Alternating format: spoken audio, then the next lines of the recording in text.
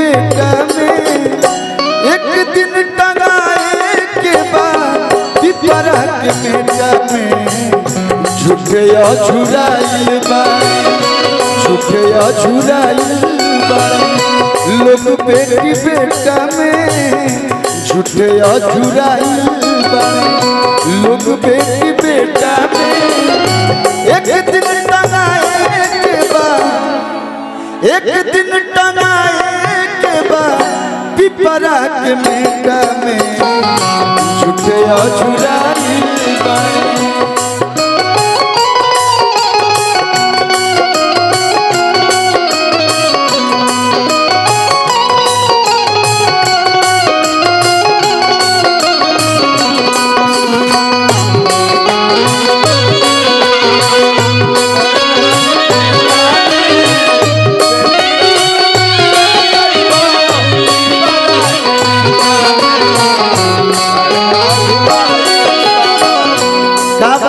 बीच में ऐसा गीत होत रहे तो तनी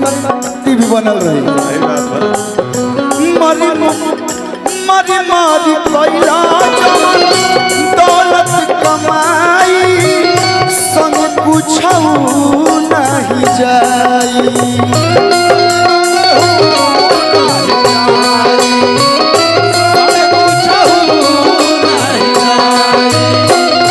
धर्म कर्म से जवन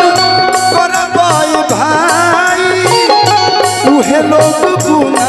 मार गई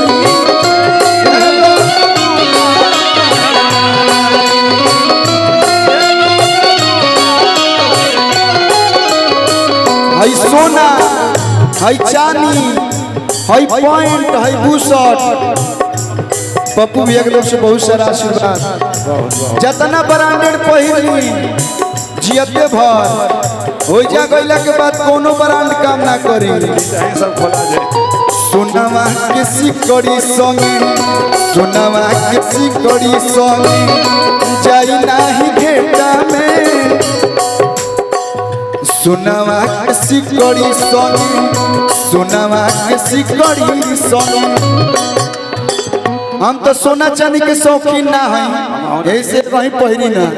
कि सोनावा के सिकड़ी संगे जाई नाही घेटा में एक दिन टंगाए बा पिपरा के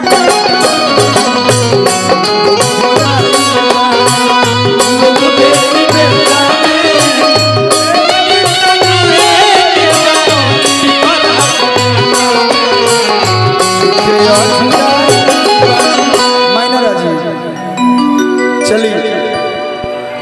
अब आई नमस्ते टंगा नहीं जब नीचे उतर मैंने